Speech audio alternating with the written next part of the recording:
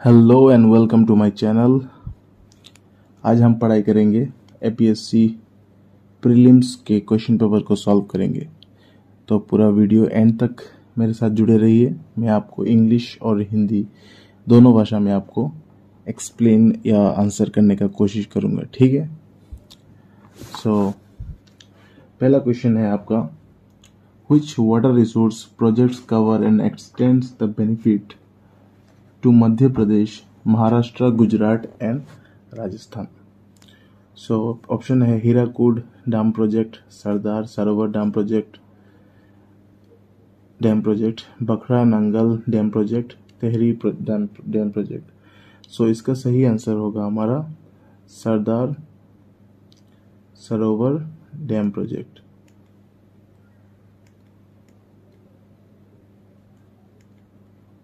Sardar Sarovar dam project. तो Sardar Sarovar dam project के विषय में हम जानते हैं कि Sardar Sarovar dam project is built across the Narmada river in Gujarat.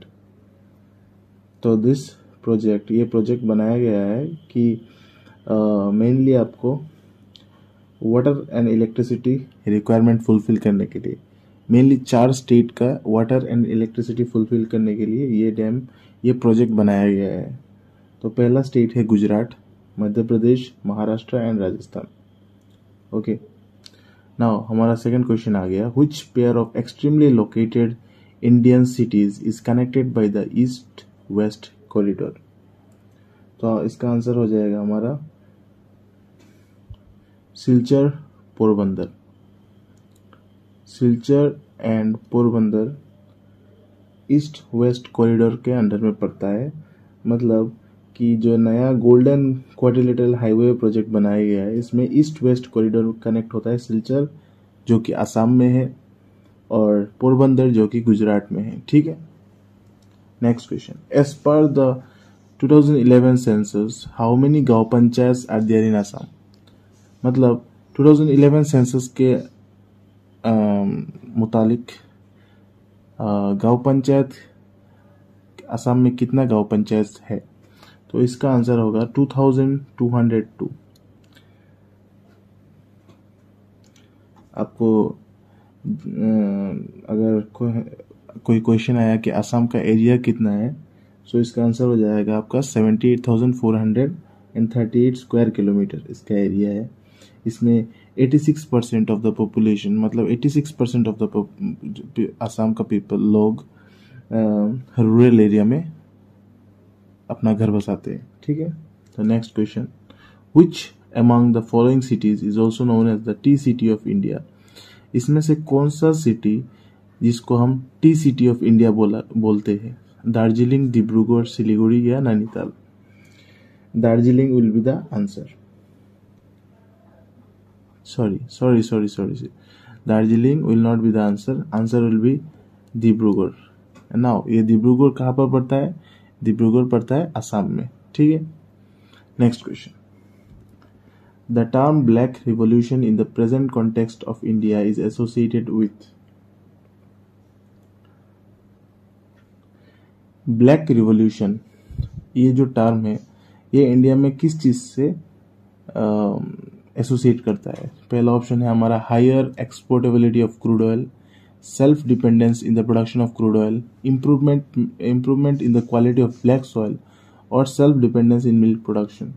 so इसका सही आंसर होगा self dependence in the production of crude oil, ठीक है। तो इस ब्लैक रिवॉल्यूशन जो बोला गया है ये इस कॉन्टेक्स्ट के अंदर में पड़ता है, self dependence in the production of crude oil. Next question हमारा आ गया, इसका ऑप्शन हो जाएगा हमारा B. Next, lieutenant commander Karabi Gogoi is India's first woman naval officer to be posted as a defense ethic in a foreign country. In her case, Russia. What is her basic expertise? So, Lieutenant Commander Karabi Gogoi, जो कि इसको आपको point out करना पड़ेगा कि India's first women naval officer कौन है? कराबी गोगोई। डिफेंस उनको रशिया में डिफेंस एथिक में पोस्टेड है वो अभी। सो इनका बेसिक एक्सपर्टीज क्या है? सो इनका बेसिक एक्सपर्टीज होगा worship construction and maintenance. Worship, construction and maintenance. Next question. On 23rd March 2019, the first Lokpal of India was appointed. Identify the first Lokpal from the option given below. Dr. Soumya Swaminathan, Rima Sodh, Shri N.R. Modi, Shri Pinaki Chandra Ghosh. So इसका answer होगा Pinaki Chandra Ghosh was elected as the first Lokpal of India. He held the position. उनका position है मतलब उनका duration था 23rd Pinaki duration था 23rd March 2019 to 27th May 2022. ठीक है. नेक्स्ट क्वेश्चन है when was Assam detached from Bengal presidency and was made a separate chief commissionership? इसका ऑप्शन है हमारा 1870, 1872, 1874, 1876. मतलब असम को बंगाल प्रेसिडेंसी से डिटैच्ड कब किया गया था और उनको एक सेपरेट चीफ कमिश्नरशिप कब मिला था? सो इसका आंसर होगा हमारा 1874. 1874 is remembered as the year when Assam was declared as the chief commissioner province. The British brought Assam under their administrative control in the wake of First Anglo-Burmese War in 1826 and subsequent Yandabo Treaty. Okay. Next question. Number 9. Which of the following article empowers the governor to appoint the chairman and other members of a state public service commission? इनमें से कौन सा article है जो कि governor को power दिया जाता है कि वो चेयरमैन और अदर स्टेट मेंबर्स को सिलेक्ट कर सके in the state public service commission? So answer होगा हमारा आर्टिकल 316. आर्टिकल 316 के विषय में हम कुछ जानते हैं. Article 316 should be according to the Article 16 of the Constitution of India, the governors of Indian states with public service commissions are vested with the responsibility to appoint the chairman and other members of the respective state public service commissioners. We can safely eliminate other options. Okay. We can safely eliminate other options because article 314, 315, 317 में ऐसा कुछ लिखा हुआ नहीं है, इसीलिए answer होगा हमारा article 316. Now next question. Who was the first speaker of the Lok Sabha of the Indian Parliament? Hukum Singh, K.S. Hegde, M.A. Ayyangar, G.V. Mavalankar. So इनमें से कौन सा ऑप्शन आपको लगता है सही होगा? आप मन देख लीजिए क्या हो सकता है, मैं आपको आंसर बताता हूँ. इसका आंसर होगा G.V. मवलंकर. G.V. मतलब Ganesh Vasudev Mavalankar was the first speaker of the Lok Sabha. Lok Sabha मतलब the lower house of the Indian Parliament. He was a legal luminary and had expertise in constitutional laws. Okay, so इसका answer होगा G.V. Mavalankar. Who was India's Prime Minister when the government introduced the modern Panchayati Raj system by the 73rd Constitutional Amendment Act and gave it a constitutional status? इनमें से कौन सा prime minister है जब modern panchayat राज system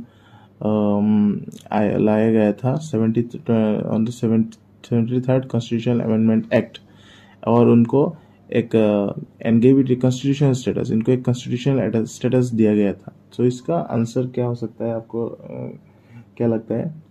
PV Narasimha Rao, Vishwanath Pratap Singh, Atal Bihari Vajpayee या चंद्रशेखर? सो इसका answer होगा हमारा PV Narasimha Rao. P.V. Narasimha Rao was instrumental in bestowing the constitutional status to the Panchayat Raj system in India through playing pivotal role as the head of then Council of Ministers in the central government. Now, the 73rd Constitutional Amendment Act was passed in 1992 and came into effect in 1993. 73rd Constitutional Amendment Act आया था आपका 1992 में पास हुआ था और इसको 1993 में इसको एम्पावर किया गया है. Next,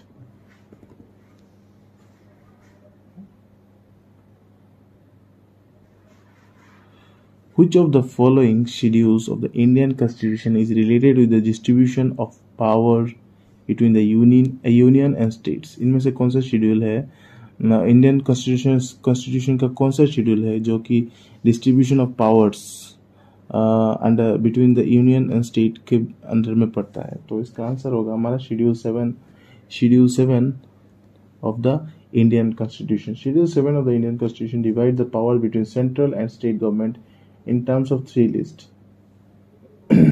Okay. So the concepts of integral humanism and Antyodaya were associated with which of the following visionary thinkers of India? The concept जो एक concept है integral humanism and Antyodaya, ये इनमें से कौन सा विजनरी थिंकर्स ऑफ इंडिया के साथ एसोसिएटेड है? सो ऑप्शन है आपका श्यामा प्रसाद मुखर्जी, महात्मा गांधी, दीनदयाल उपाध्याय, अटल बिहारी वाजपेयी. सो इसका आंसर होगा Deendayal Upadhyay is integrally associated with the concept of integral humanism and Antyodaya. Okay. When did the first amendment of the Constitution take place? कब इंडियन कॉन्स्टिट्यूशन का first amendment हुआ था? सो इसका आंसर होगा 18 जून 1951. 18th June 1951. The amendment was moved by Jawaharlal Nehru on 10th May 1951 and subsequently enacted by the Parliament on 18th June 1951. Okay. Now ये तो answer सभी को पता ही है कि which freedom fighter earned the sobriquet the Nightingale of India? ये answer होगा आपका सरोजिनी नायडू.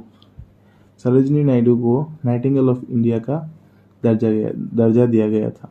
सो next question, under article 368 the parliament has no power to repeal the fundamental rights because they are.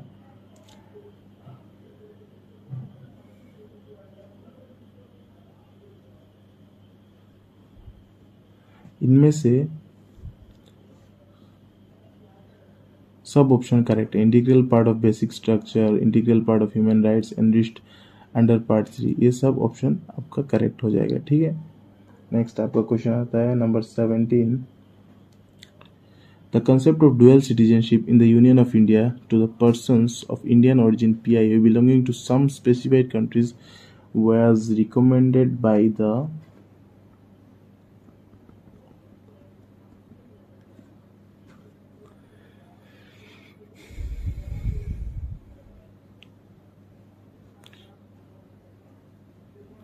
इसका आंसर हो जाएगा आपका LM Singhvi committee. Okay, next question. Equal opportunity in matter of public employment is granted under article. Equal opportunity in matters of public employment मतलब जैसे कि public employment में सबको equal opportunity मिलना चाहिए, इसका गारंटी कौन सा आर्टिकल में दिया गया है? सो इसका आंसर होगा आपका सी. आर्टिकल 16 बताता है कि every citizen, every people of India should get equal opportunity of getting employment. Okay. Next question. Which of the following fundamental rights are available only to the citizens of India? Number 19. Right to equality of opportunity in matters of public employment, equality before law. सो इसका मैं question पढ़ूंगा तो time waste होगा. इसका answer होगा equality before law. Okay, sorry, इसका answer equality before law नहीं होगा. इसका आंसर होगा 1, 2, 3 तीनों ये फंडामेंटल राइट्स में अवेल होता है इंडियन सिटीजन्स के द्वारा. ठीक है. Next question, in the Indian constitution the method of election of the president of India is taken from which country. Indian constitution में ये जो प्रेसिडेंट का इलेक्शन होता है, जिसे प्रेसिडेंट को सिलेक्ट करते हैं, ये कौन सा कंट्री से लाया गया था. सो इसका आंसर होगा आपका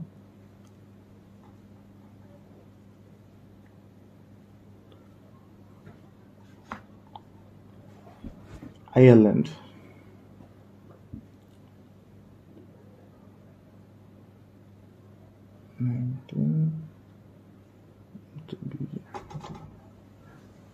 इसका आंसर होगा आयरलैंड. ओके. नेक्स्ट क्वेश्चन थोड़ा लंबा क्वेश्चन है. As per the accord signed along the government of India, Assam and the leaders of all Assam Constitution, it was the set cut-off date for detection and deportation of illegal migrants from Assam. इसका answer हो जाएगा आपका 24 मार्च 1971. The 4 districts under the Bodoland Territorial Council. Bodoland territorial council के under में कौन सा district पड़ता है. इसका आंसर होगा बोडोलैंड, कोकराझार, बक्सा, चिरांग एंड उदालगुड़ी. कोकराझार, बक्सा, चिरांग एंड उदालगुड़ी, ये तीनों बोडोलैंड टेरिटोरियल काउंसिल के अंडर में पड़ता है. ठीक है. Next part, which statement among the following is not true about the GST council.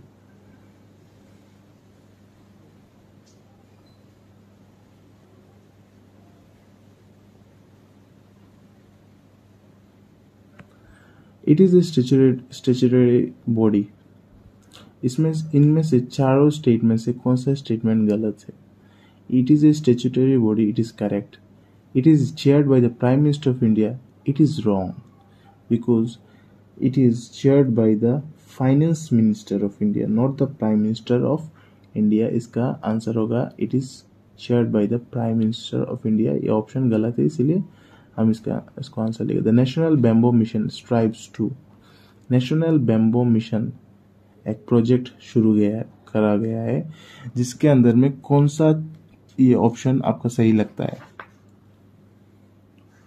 Increase the area under bamboo plantation in non forest, rejuvenate the underdeveloped bamboo industry in India, take over the sick paper mills in India, explore the export market for bamboo. इसका answer हो जाएगा ए 1 और 2. ये दोनों option correct है, इसीलिए इसका answer होगा ए. ठीक है. मतलब बैम्बू प्लांटेशन का एरिया बढ़ाने के लिए और जो बैम्बू इंडस्ट्री है उसको फिर से रिन्यू करने के लिए. ठीक है. Which one of the following correctly describes the angel tax? Angel tax इनमें से कौन सा बोला जाता है. एंजल टैक्स मतलब क्या है. ठीक है.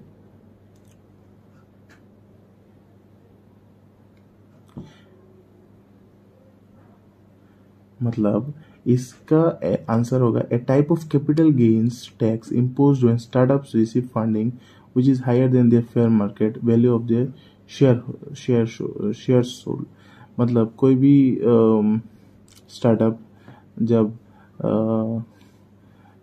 कैपिटल गेन कर लेता है, उनका मतलब फंडिंग से वो उनका वैल्यू से अगर ज़्यादा कुछ उनको फंडिंग मिल जाता है तो उनको एक टैक्स लागू करा जाता है, जो कि हम लोग बोलते हैं एंजल टैक्स.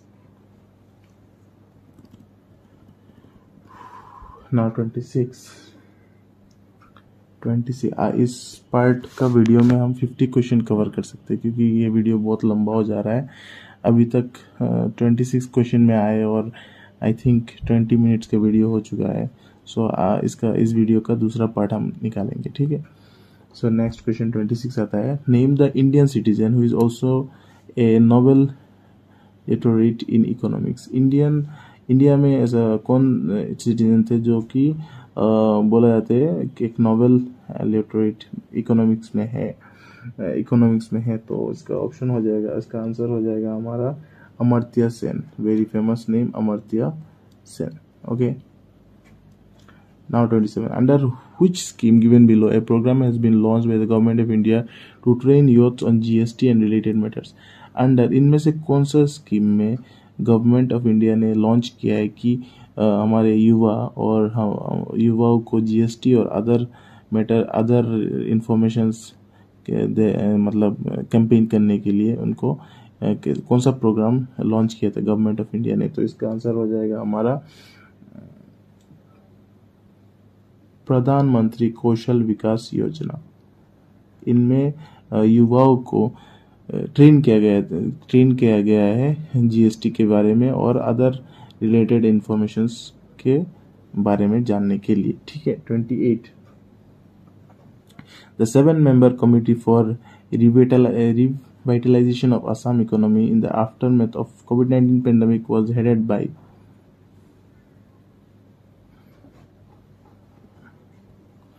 इसका आंसर हो जाएगा the 7-member committee for revitalization in Assam. मतलब असम की इकोनॉमी फिर से दोबारा कोविड-19 के बाद इसको स्टेबल करने के लिए इसमें इनमें से कौन सा किसने एक 7-member कम्युनिटी मतलब हेड किए थे? इनमें से ऑप्शन में से आपको आंसर निकालना है। तो इसका आंसर हो जाएगा आपका श्री सुभाष चंद्र दास, ऑप्शन नंबर बी। वो एक आईएएस थे, रिटायर्ड आईएएस थे।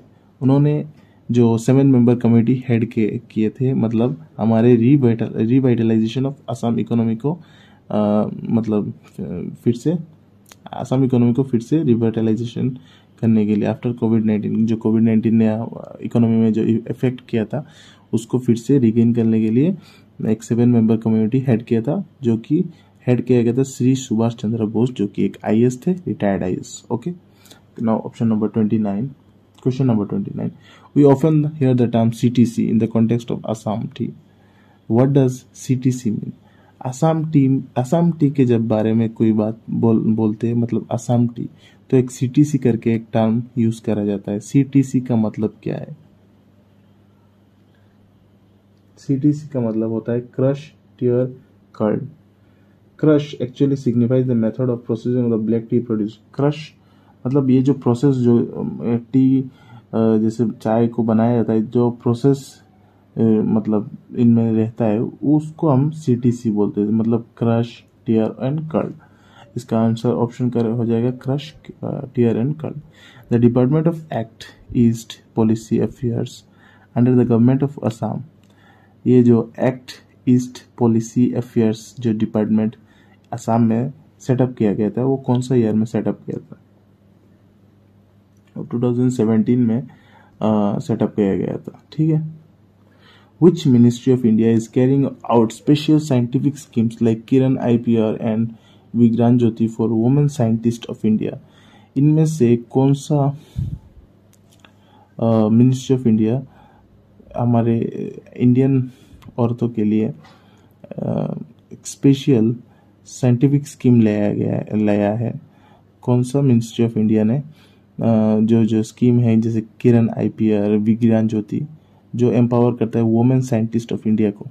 सो इसका ऑप्शन का आंसर हो जाएगा हमारा the union ministry of science and technology. जी हाँ, the union minister of science and technology will be the correct answer. Which of the following became the first state or union territory in India to present an e-budget and stream it live on social media as well? इनमें से कौन सा state और union territories India का जो है जिसने मतलब ई बजट बनाया है, जैसे ई बजट मतलब और इसको ई बजट बना के उसको सोशल मीडिया में लाइव किया गया था। सो इसका आंसर हो जाएगा आपका option number C, Assam. Assam earned the distinction of becoming the first Indian or union territories in India to present an e-budget and stream it live on social media as well. Now, जो हमारे question आता है कि असम के finance minister अभी at present Assam के finance minister है अजंता नियोग, अजंता नियोग। और इनके विषय में आपको जानना होगा कि she is the first female finance minister of Assam.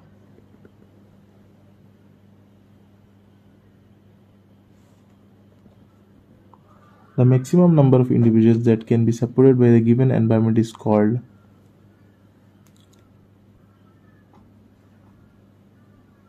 carrying capacity। इसका आंसर होगा carrying capacity। 34 plants growing under direct sunlight are known as heliophytes। What do we call the plants growing under shades? मतलब जो plants direct sunlight के नीचे बड़ा होता है उसको हम बोलते हैं हेलियोफाइट्स, और जो प्लांट्स डायरेक्ट छायों के नीचे बड़ा होता है उसको हम क्या बोलते हैं? साइकोफाइट्स। ऑप्शन हो जाएगा आपका साइकोफाइट्स। Which among of the following protocols convention is dedicated for protecting diversity from the potential risk caused by living modified organisms LMO from modern technology? The Cartagena Protocol. Okay. Next question. Which among the following types is a non-material pollution?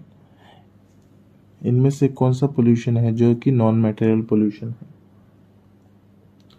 Thermal pollution. Thermal pollution will be the correct answer. The two UNESCO World Heritage Sites in Assam. Assam में दो UNESCO world heritage का नाम हमको बताना है। इसका option है, option का ये वेरी, इसका आंसर एक्चुअली सभी को पता ही होगा कि Kaziranga national park and Manas national park. Okay, now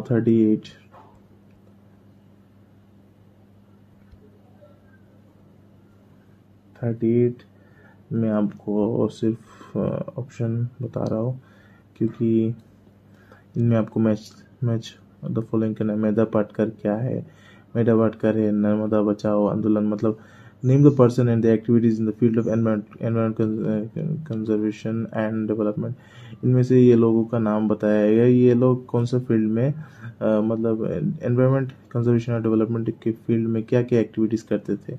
तो ये आप देख सकते हैं, इनका ऑप्शन आप मिला लीजिए। All species of lemur are endemic to Madagascar। Which among the following is the state tree of Assam? State tree of Assam, इनमें से किसको बोला जाता है? हेलोंग। इसका आंसर होगा हेलोंग। Among the marine ecosystem, the most species rich ecosystem is coral reef।